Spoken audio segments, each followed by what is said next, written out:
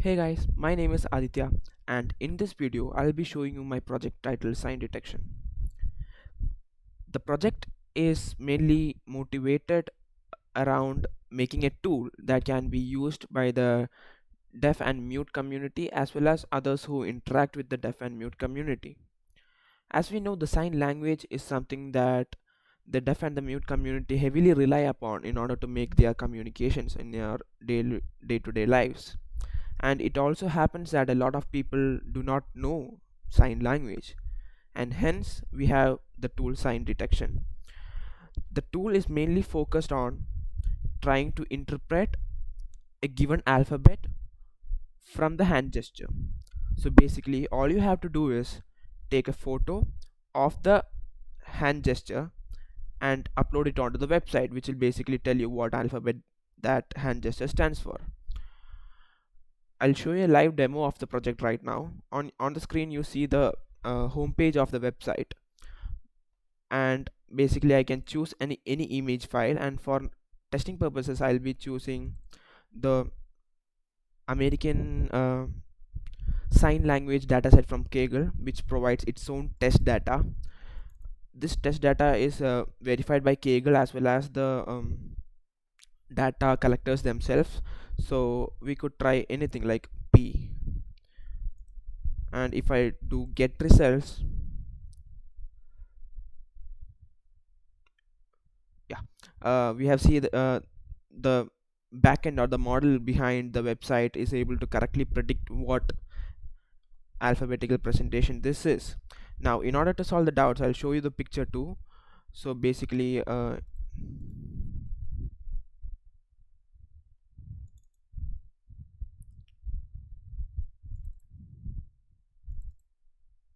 yes, so a picture for d underscore test would look something like this. Now this is the sign language representation for that given alphabet D. And now all I have to do is, if I'm a person that does not know sign language and if I see someone showing this sign to me, I can just take a picture of it, go to this website, choose the file,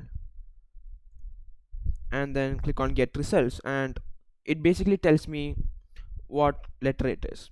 Now I know this not maybe of not much use as of now because it's only telling me single alphabets, right? But in the long run, I mean, to as a future development, we could make this more real time. What I have done right now basically proves is a proof.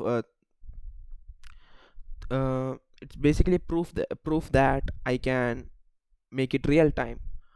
If I'm able to increase my Azure limits as such, I can achieve real time by sending data more transactions per second to the given endpoint.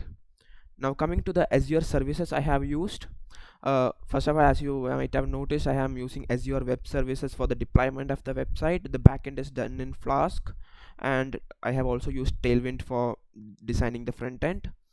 And coming and the second Azure service that I have used is the Azure Custom Vision service. The Azure Custom Vision service basically allows you to um, make custom vision models using your own data.